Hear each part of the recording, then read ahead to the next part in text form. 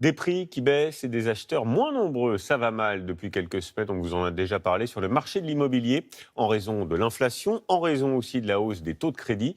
Devenir propriétaire d'un appartement ou d'une maison devient donc plus compliqué. Alors pour ceux qui le peuvent, est-ce le moment de négocier et pourquoi pas de faire de bonnes affaires?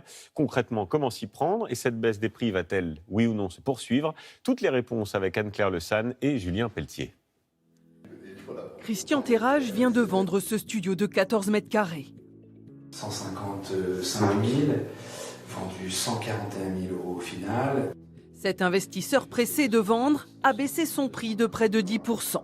Ce bien acheté il y a plus de 30 ans reste une bonne C'est affaire. pas une situation catastrophique, hein. C'est une baisse qui reste raisonnable et certainement nécessaire d'ailleurs pour équilibrer le marché, hein, quelque part. Des prix qui commencent à baisser car le marché immobilier s'est grippé. Avec la hausse des taux d'emprunt, les acheteurs se pressent moins et ont moins de pouvoir d'achat. Les vendeurs, eux, n'ont pas encore intégré ce changement et rechignent à baisser leur prix. Exemple avec cet appartement de 34 mètres carrés.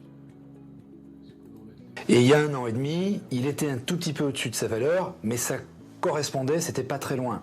On faisait des visites, on a eu des offres, le propriétaire n'a pas accepté de baisser son prix. Aujourd'hui, le marché diminue significativement, il n'y a plus de visites ni d'offres d'achat, et je pense qu'aujourd'hui, il doit regretter de ne pas avoir accepté les propositions d'achat de l'époque. Les acheteurs semblent aujourd'hui en position de force, surtout sur les biens dont le diagnostic énergétique est mauvais.